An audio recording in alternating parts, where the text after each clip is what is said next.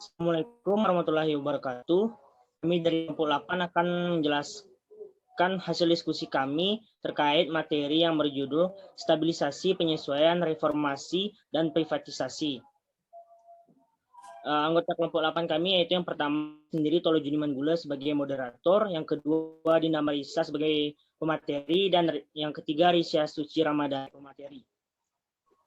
Baiklah, materi pertama langsung dijelaskan oleh Saudara Dinda. Silakan Saudara Dinda. Baik, terima kasih moderator. Baiklah, materi pertama saya akan menjelaskan mengenai pada tahun 1975, Bank Dunia membentuk rekening subsidi bunga untuk pinjaman diskon bagi negara-negara termiskin yang menghadapi kenaikan harga minyak pada tahun 1979 hingga tahun 1983. Pinjaman penyesuaian struktural atau SAL hanya terdiri dari 9% dari pinjaman bank dan berdampak kecil pada negara-negara yang paling banyak berhutang. Namun, pada akhir tahun 1990-an hingga tahun dari 85 hingga 90% pinjaman adalah SAL. Dengan banyak fokus pada negara-negara berhutang yang melakukan reformasi struktural untuk menghilangkan masalah utang jangka panjang. Meskipun seolah-olah untuk mengurangi kemiskinan. Meskipun bank membentuk program bantuan khusus atau SPA pada tahun 1983 untuk meringankan krisis utang. Pada akhir 1980-an, para kritikus termasuk beberapa ekonom Asia dan anggota Kongres menyuarakan ketidakpuasan dengan kontribusi keuangan bank minimal untuk pengaturan pengurangan uang. Pimpinan bank meskipun menunjukkan bahwa 45% dari pinjamannya adalah ke negara-negara berhutang besar. Berpendapat selanjutnya, berpendapat bagaimanapun dan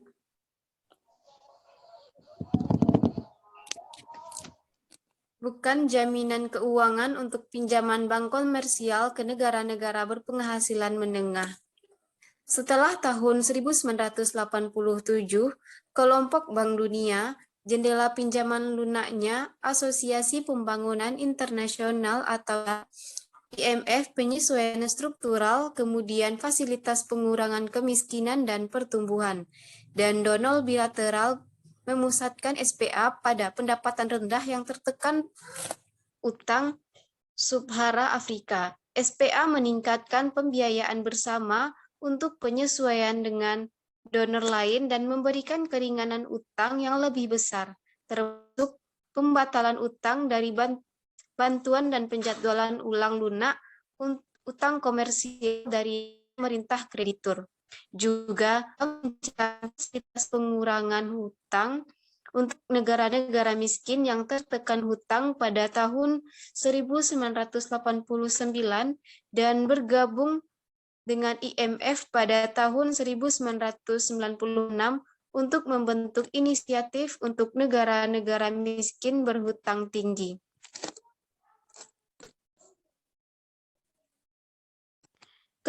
Selanjutnya mengenai INF. Selanjutnya yang kedua mengenai IMF.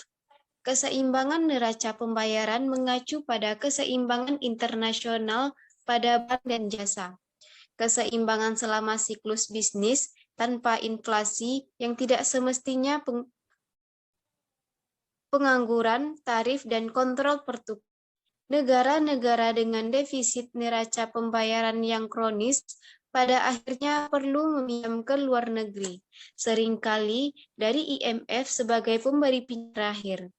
Dalam praktiknya, anggota yang meminjam dari IMF yang melebihi tahap cadangan menyetujui kriteria tertentu, dengan penekanan pada keseimbangan internasional jangka panjang dan stabilitas harga. Pengaturan siaga IMF menjamin anggota kemampuan untuk meminjam valuta asing selama periode tertentu hingga jumlah tertentu jika mereka mematuhi persyaratan pengaturan. Persyaratan IMF suatu quid pro quo untuk pinjaman mencakup kebijakan penyesuaian yang diadopsi oleh pinjaman untuk mencapai posisi pembayaran yang layak, suatu keharusan untuk melestarikan sifat bergulir dari sumber daya IMF.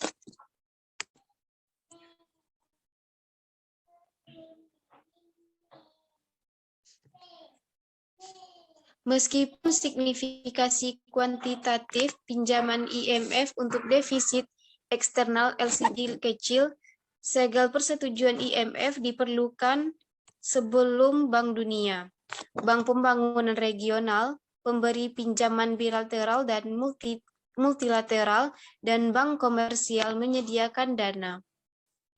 Kebijakan umumnya menggeser harga relatif internal dari barang yang tidak dapat diperdagangkan menjadi barang yang dapat diperdagangkan, mendorong ekspor dan substitusi impor yang efisien.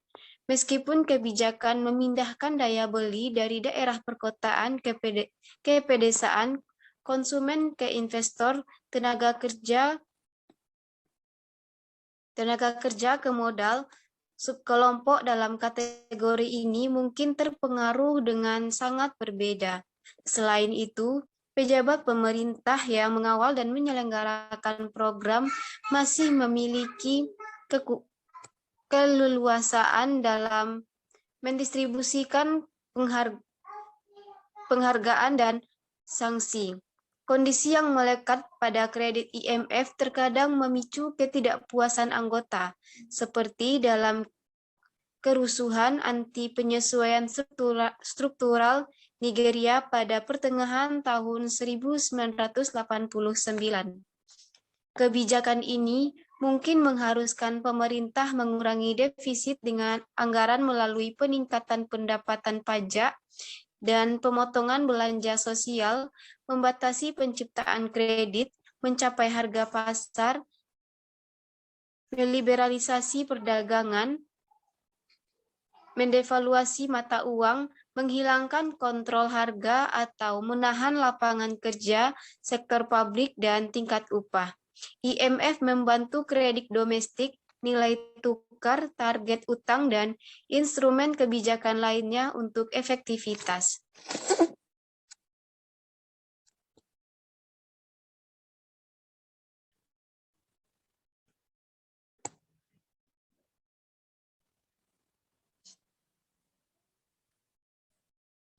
Selanjutnya, keseimbangan internal dan eksternal.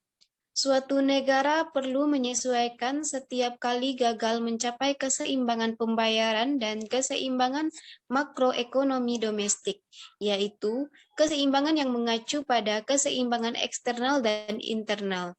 Berikut ini adalah penjelasan sederhana tentang bagaimana mencapai keseimbangan eksternal dan internal.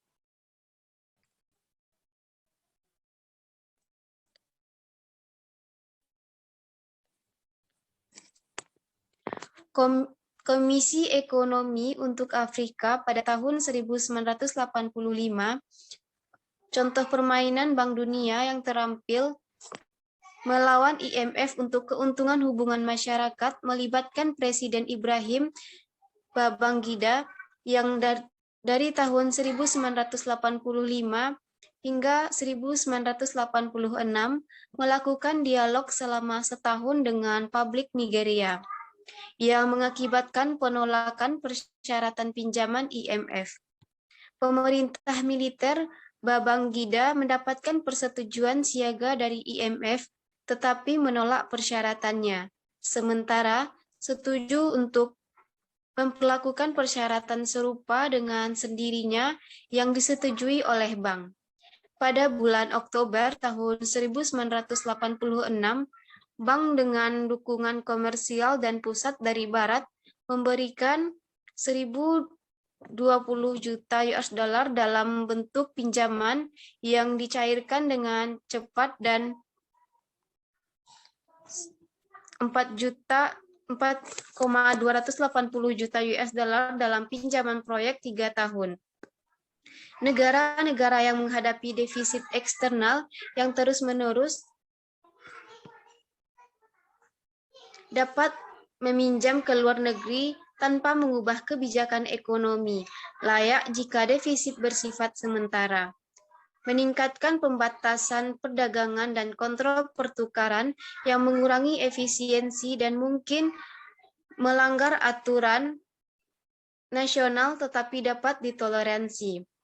Melakukan kebijakan moneter dan fiskal kontraktif atau kebijakan pengurangan pengeluaran, pergeseran kurva S1 ke atas dan mengorbankan tujuan internal pekerjaan dan pertumbuhan untuk keseimbangan eksternal. Yang oleh para kritikus disebut lintah setelah praktik medis pada abad ke-19 menggunakan pengisap darah untuk abstrak darah tidak sehat dan orang sakit, bekerja dengan keteraturan yang cukup untuk dianggap sebagai pilihan paling bagi komunitas kreditur. Pengalihan pengeluaran yaitu mengalihkan pengeluaran dari sumber luar negeri ke dalam negeri melalui devaluasi mata uang.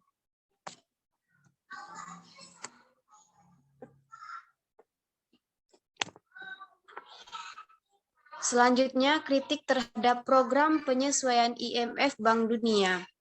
Penalaran dari otoritas didasarkan pada jaminan yang berkaitan dengan pencapaian status yang dicapai, atau sebagai dasar dari produsen informasi yang relevan dengan kebijakan, misalnya para ahli orang dalam, ilmuwan, spesialis, guru, pialang kekuasaan.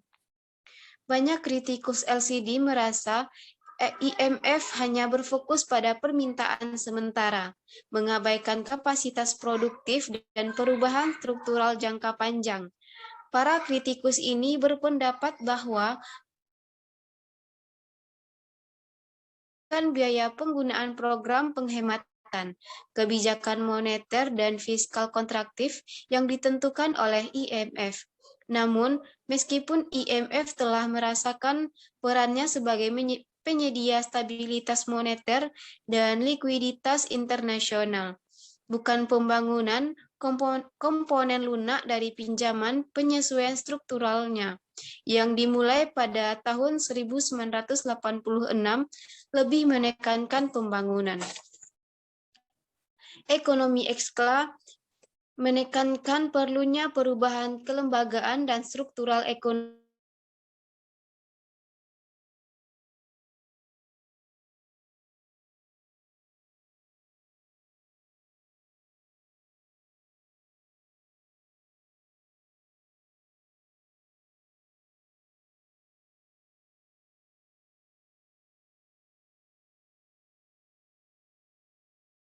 keuangan dan nilai tukar jangka pendek akan efektif. Untuk menghindari biaya sosial yang berat, UNICEF mendesak penyesuaian dengan wajah manusia, termasuk program penyesuaian IMF dan Bank menekankan pemulihan pertumbuhan LDC sambil melindungi kelompok yang paling rentan, serta penyesuaian berorientasi pertumbuhan seperti kebijakan moneter dan fiskal ekspansionis dan pinjaman Bank Dunia atau IMF yang cukup menghindari ekonomi yang tertekan.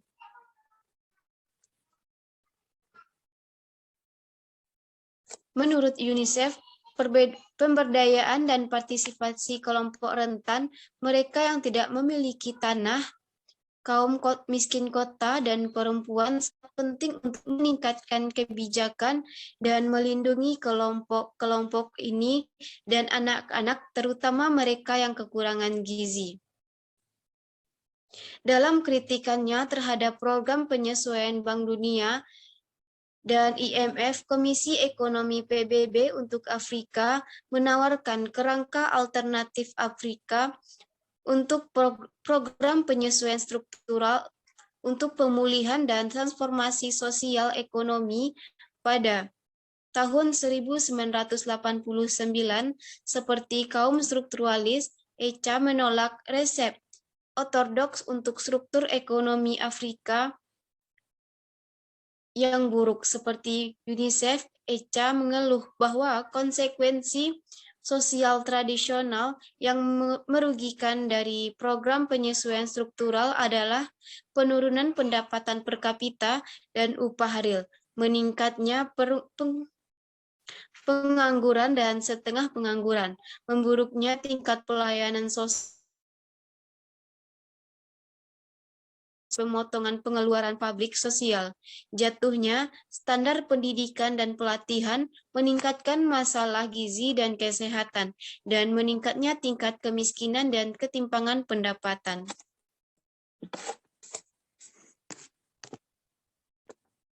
Selanjutnya, materi yang kelima mengenai ekonomi politik dan stabilisasi dan penyesuaian. Stagnasi ekonomi yang sering kali disertai dengan keseimbangan internasional yang kronis atas dasar defisit barang dan jasa dan meningkatkan utang luar negeri, meningkatkan kebutuhan akan penyesuaian dan stabilisasi ekonomi. Sebuah ketidakseimbangan eksternal terus-menerus memiliki biaya, apakah negara menyesuaikan atau tidak. Tetapi non-penyesuaian memiliki biaya yang lebih besar. Semakin lama ketidakseimbangan, semakin besar kerusakan sosial dan semakin menyakitkan penyesuaiannya.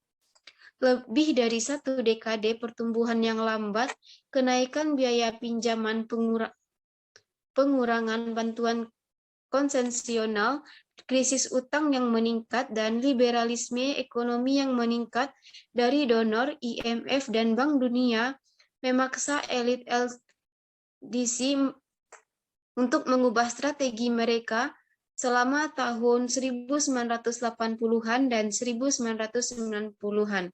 Liberalisasi dan penyesuaian ekonomi yang meluas memberikan peluang untuk menantang elit yang ada, mengancam posisi mereka, dan berkontribusi pada peningkatan perburuan rente dan represi terbuka, dan pemotongan pengeluaran, mengurangi dana untuk didistribusikan kepada klien, dan membutuhkan dukungan militer pada polisi yang lebih besar untuk tetap berkuasa.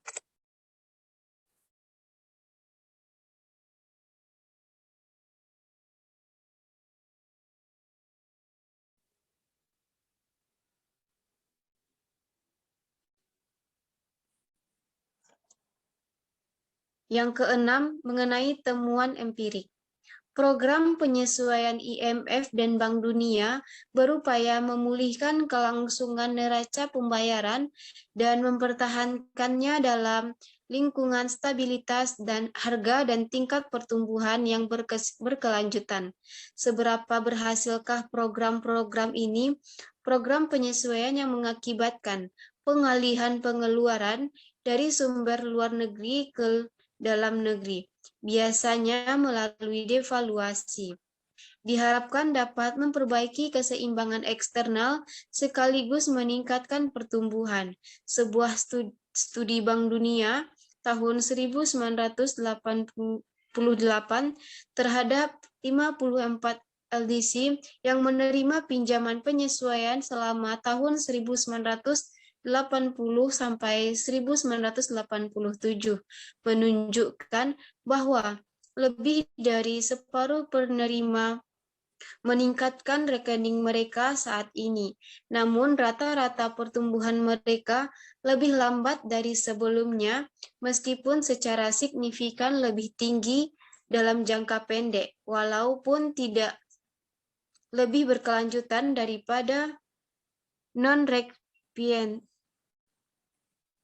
Studi IMF menunjukkan bahwa kebijakan moneter dan fiskal yang menahan permintaan, mengurangi pertumbuhan sampai kelambatan panjang yang terkait dengan nilai tukar, suku bunga, alokasi sumber daya, seperti peningkatan harga produsen pertanian dan reformasi pasar lainnya merangsang pertumbuhan. Studi Simon Commander menemukan petani komersial terutama ekspor dan kerja mereka dan pedagang mendapatkan manfaat dari nilai tukar dan penyesuaian lainnya. Pegawai sektor publik, produsen barang domestik, dan bekerja sektor informal cenderung dirugikan oleh penyesuaian. Penilaian program penyesuaian Bank Dunia atau IMF beragam. Dengan studi bank menunjukkan keefektifannya, tetapi beberapa studi empiris independen gagal menunjukkan keberhasilan program studi ini. Studi-studi ini secara keseluruhan menunjukkan bahwa catatan pertumbuhan, keseimbangan eksternal, dan indikator sosial negara-negara dengan program penyesuaian Bank IMF yang kuat tidak lebih baik daripada negara-negara dengan program penyesuaian yang lemah atau tidak ada sama sekali. Baiklah, terima kasih kepada saudara-saudari Dinda. Materi berikutnya akan dijelaskan oleh saya sendiri.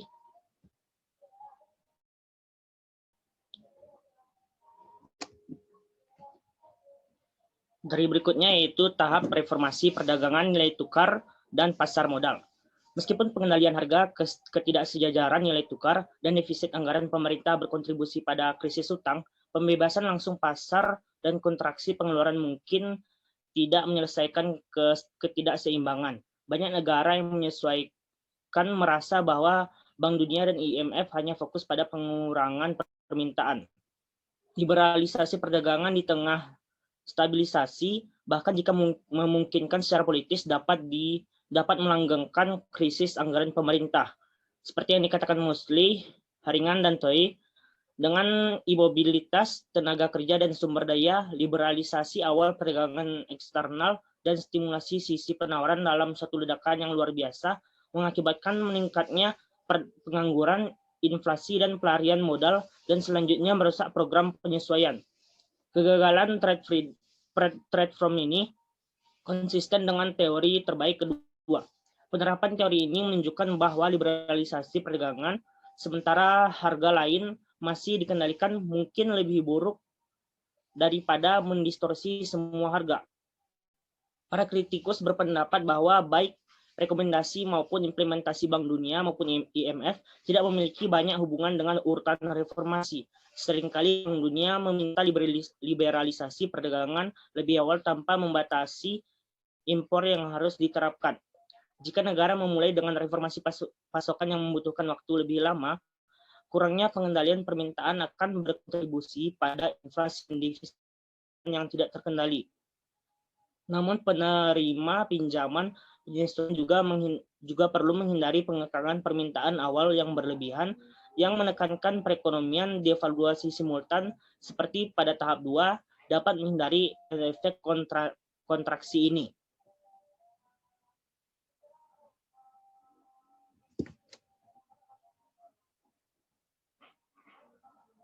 Berikutnya itu perusahaan publik dan peran barang publik. Secara umum perusahaan publik adalah entitas pemerintah yang memproduksi atau memasok barang dan jasa untuk publik. Bahkan di negara kapitalis seperti Amerika Serikat, pemerintah memproduksi barang publik yang gagal diproduksi oleh pasar. Barang publik seperti pertahanan nasional dan mercusuar tidak dapat dipisahkan. Melibatkan unit besar yang tidak dapat dijual kepada pembeli individu. Sebaliknya, barang kuasi publik seperti pendidikan dan pembuangan limbah meskipun mampu dijual kepada pembeli individu memerlukan limpahan positif yang substansial dan dengan demikian akan kurang diproduksi oleh pasar. Instansi pemerintah di Amerika Serikat memproduksi sebagian atau seluruh barang publik atau kuasi publik berikut, yaitu pertahanan nasional, pengendalian banjir, obat pencegahan mercusuar, taman, pendidikan, perpustakaan, pembuangan limbah, layanan pos, persediaan air, perlindungan lingkungan gas, listrik dan polisi dan proteksi kebakaran, Namun di sebagian besar negara, sektor pemerintah memasok lebih banyak daripada barang publik dan barang pasif.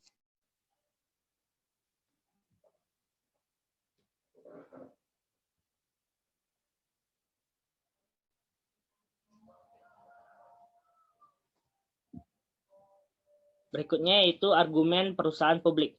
Profitabilitas sosial yang melebihi profitabilitas finansial memberikan alasan utama bagi perusahaan publik. Investasi publik dapat menciptakan ekonomi eksternal, meningkatkan integrasi antar sektor, menghasilkan barang-barang sosial bagi mereka yang berpenghasilan rendah, dan mengangkat modal yang penting untuk mengatasi ketidakterpisahan.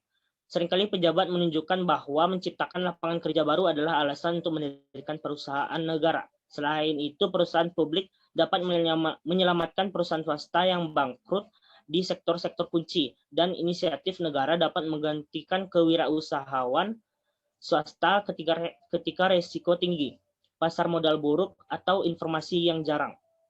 Akhirnya, pemerintah memiliki alasan non-ekonomi untuk mendirikan BUMN, termasuk kontrol sektor-sektor kunci, merebut kontrol dari pemilik asing atau komunitas etnis minoritas, menanggapi tekanan donor asing, melayani tujuan sosial dan politik lainnya, seperti menghindari konsentrasi ke ekonomi di kalangan swasta oligopolis.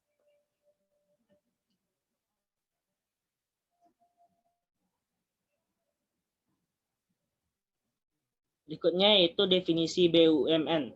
Badan usaha milik negara atau BUMN yang disebut perusahaan publik adalah umum di Tiongkok, transisi, dan ekonomi pasar seperti Taiwan, Korea Selatan, dan Brazil. Sebagian besar BUMN bergerak di bidang manufaktur, utilitas umum, pertanian, perkebunan, pertambangan, keuangan, transportasi, dan komunikasi.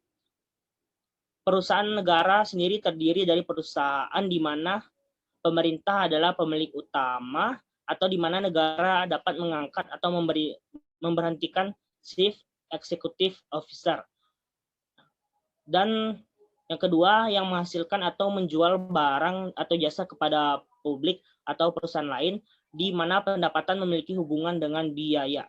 Perusahaan publik tidak memaksimalkan profitabilitas, mungkin masih memenuhi syarat jika mereka mengejar keuntungan dengan tunduk pada beberapa batasan yang ditetapkan oleh negara. Definisi sempit perusahaan milik negara ini membedakan perusahaan publik yang memproduksi baja, produk sawit, listrik, dan telepon, telegraf, perbankan, dan layanan bus dari badan publik yang menjalankan sekolah, perpustakaan, layanan penyuluhan pertanian, dan departemen kepolisian. Amerika Serikat dengan BUMN yang mencakup utilitas publik milik kota, transportasi dalam kota, kantor pos, dan otoritas lembaga tenis, memiliki lebih sedikit perusahaan publik daripada kebanyakan DC dan LDC lainnya. Berikutnya itu pentingnya sektor BUMN.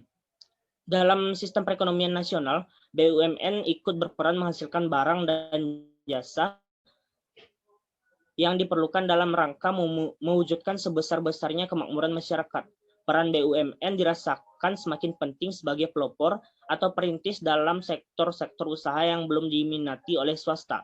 Di samping itu, BUMN juga mempunyai peran strategis sebagai pelaksana pelayanan publik, penyeimbang kekuatan swasta besar, dan turut membantu pengembangan usaha kecil atau koperasi.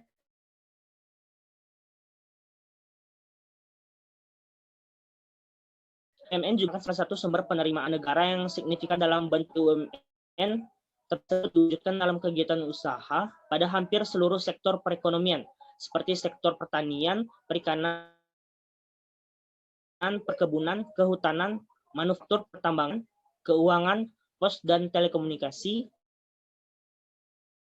serta konstruksi. Baiklah, materi berikutnya akan disampaikan oleh Saudari Risya. Silakan Saudari Risya.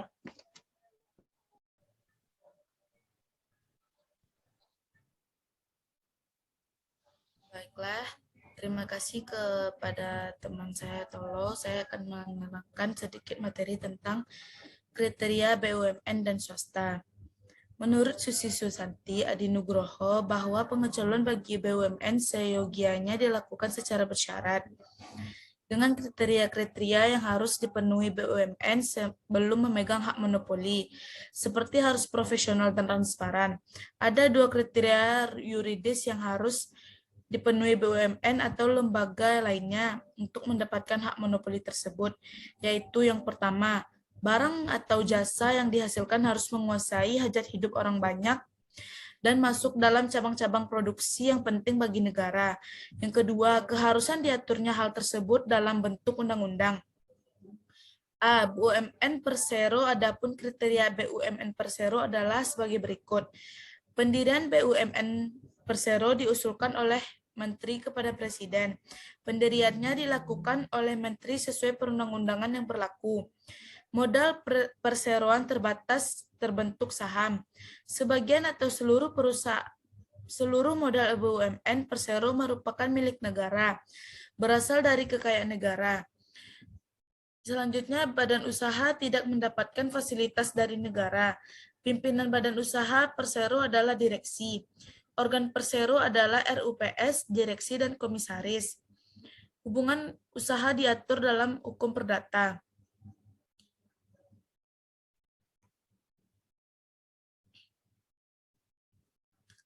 Yang B, kriteria BUMN Perum berikut ini. Badan usaha didedikasikan untuk melayani kepentingan umum. Pimpinan badan usaha merupakan direksi atau direktur. Pegawai BUMN Perum berasal dari pihak swasta. Badan usaha dapat menghimpun dana. Pengelolaan dari modal pemerintah tetapi terpisah dari kekayaan negara. Keuntungan badan usaha menambah keuntungan kas negara. Bagi perusahaan go publik, modalnya dapat berusaha saham atau obligasi. Selanjutnya, determinan kinerja perusahaan publik. Organisasi sektor publik merupakan entitas yang berhubungan dengan usaha menghasilkan barang dan jasa untuk memenuhi kebutuhan publik. Fungsi utama organisasi sektor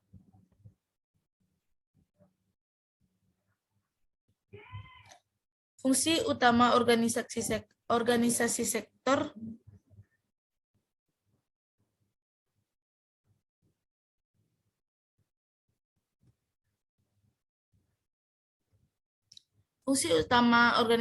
publik yang memberikan pelayanan kepada publik telah menjadi perhatian berbagai pihak. Oleh karenanya, organisasi sektor publik dituntut untuk dapat memberikan pelayanan yang baik kepada masyarakat. Maka dari itu, kinerja organisasi sektor publik menjadi perhatian utama masyarakat. Salah satu organisasi sektor publik adalah organisasi kesehatan.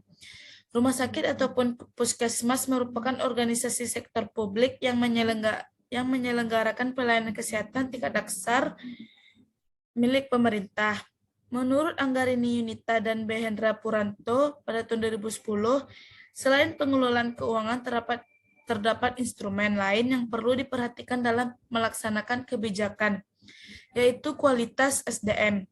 SDM yang tidak berkualitas yaitu SDM yang tidak memiliki kompetensi dan keterampilan tidak akan dapat menyelesaikan pekerjaan secara efektif dan efisien. Hal ini dapat menyebabkan rendahnya kinerja dikarenakan pekerjaan yang dihasilkan tidak tepat waktu. Terjadi pemborosan waktu dan sumber daya organisasi. Menyatakan kualitas SDM berpengaruh positif dan paling dominan terhadap kinerja BLUED Puskesmas. Namun penelitian kualitas SDM tidak berpengaruh. Selanjutnya, BUMN dan perusahaan multinasional. Perusahaan multinasional sendiri artinya adalah perusahaan yang besar yang umumnya berada di berbagai negara, industri, dan mempunyai kantor di berbagai negara lainnya. Ekspansinya pada umumnya ada di berbagai negara berkembang. Perusahaan seperti ini menjadi semakin penting di negara Indonesia sejak akhir Perang Dunia Kedua. Menurut sejarah, pada awalnya di kantor perusahaannya berasal dari Amerika Serikat, tetapi juga yang beroperasi di berbagai negara seperti halnya negara Jepang dan berbagai negara Eropa, Australia, dan juga Selandia Baru. Perusahaan multinasional memiliki beberapa karakteristik antara lain seperti di bawah ini.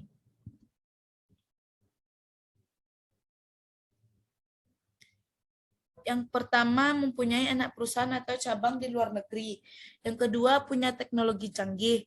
Yang ketiga, kontrol terhadap modal. Yang keempat, memiliki visi dan misi yang mendunia. Perusahaan multinasional memiliki kelebihan dan kekurangan. Berikut ini adalah kelebihan dan kekurangannya. Yang pertama, kelebihan keuntungan adanya mata uang asing. Dengan adanya investasi dalam sektor ekspor mengurangi kegiatan persyaratan valuta asing untuk aktivitas impor dari dalam sektor industri. Fokus memodernisasi di setiap sektor, mendukung pembangunan di dalam negeri, mampu meningkatkan income atau pendapatan masyarakat, mampu membantu memenuhi kebutuhan masyarakat dalam negeri. Yang kedua, Kekurangan bisa mematikan perusahaan dalam negeri, berdampak kepada budaya sosial, kualitas kesehatan dan keselamatan kerja yang rendah, menyebabkan kualitas lingkungan, kerusakan lingkungan, pekerja yang disediakan keterampilan rendah. Selanjutnya, materi 15 dan ke-17 yaitu privatisasi.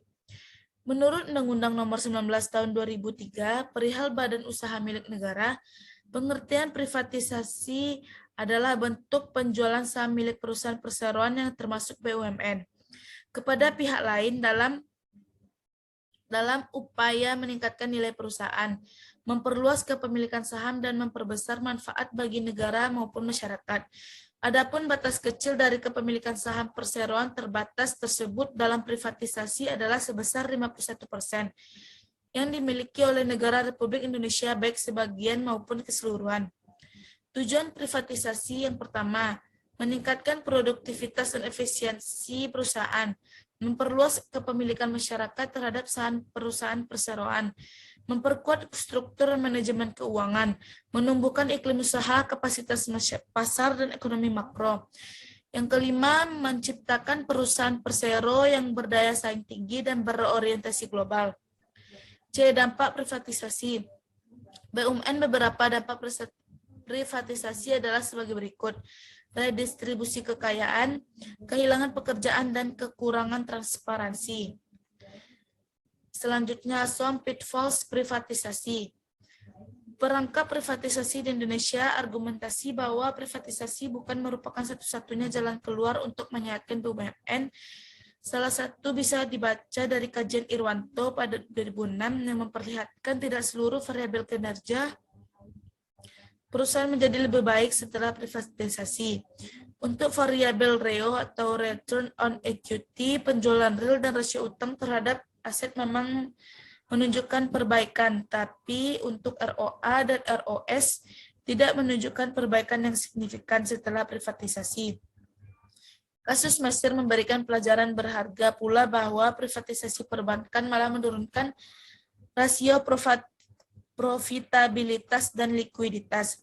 Jika aspek non-ekonomi lain juga turut dipertimbangkan seperti soal nilai strategis perusahaan terhadap negara atau korporasi yang bergerak dalam eksplorasi sumber daya alam. Tentu semakin menambah daftar keberatan privatisasi sebagai langkah terbaik untuk memperlakukan BUMN. Akhirnya, privatisasi sendiri dalam banyak contoh tidak selalu memberikan kabar yang menggembirakan. Seperti yang terjadi di negara-negara Eropa Timur, sebaliknya, pendekatan Asia yang menempuh upaya-upaya perluasan otonomi dan akuntabilitas terhadap BUMN sebagian malah menunjukkan kinerja yang lebih baik, seperti yang berlangsung di Vietnam. Kesimpulannya, negara-negara Asia menganggap yang diperlukan oleh sebuah perusahaan untuk mengembangkan dirinya adalah adanya otonomi dan akuntabilitas, bukan terletak pada masalah kepemilikannya, apakah dimiliki oleh negara atau swasta. Sementara negara-negara Eropa Timur yang percaya bahwa pasar akan lebih mampu secara efisien memajukan perusahaan, nyatanya sampai kini malah terjerembab dalam proyek privatisasi tersebut. Dengan begitu, rasanya diperlukan ekstra kehati-hatian untuk menyikapi privatisasi jika tidak ingin terperangkap dalam Belitian ekonomi yang tidak ada ujungnya. Selanjutnya, perusahaan publik dan korporat. Perusahaan multinasional atau dikenal juga multinational company merupakan suatu perusahaan besar yang memiliki anak perusahaan di berbagai negara. Pada umumnya, perusahaan nasional berasal dari negara-negara maju yang membuka cabang dan membuka cabangnya di negara berkembang. Ciri-ciri karakteristik perusahaan multinasional yaitu yang pertama, mempunyai anak perusahaan atau cabang di luar negeri. Dua, menggunakan teknologi canggih. Yang ketiga, memiliki kontrol terhadap modal. Yang keempat, memiliki sistem manajemen dan distribusi secara global. Yang kelima, memiliki visi dan misi mendunia. Yang keenam, multinasional internationally owned enterprise. Yang ketujuh, multinational control enterprise. Baiklah, sekian yang dapat saya sampaikan. Saya kembalikan ke moderator. Terima kasih kepada saudari Risya. Demikianlah apa yang dapat kami kelompok 8 sampaikan. Apabila terdapat kesalahan dan kekurangan, kami mohon maaf. Wassalamualaikum warahmatullahi wabarakatuh.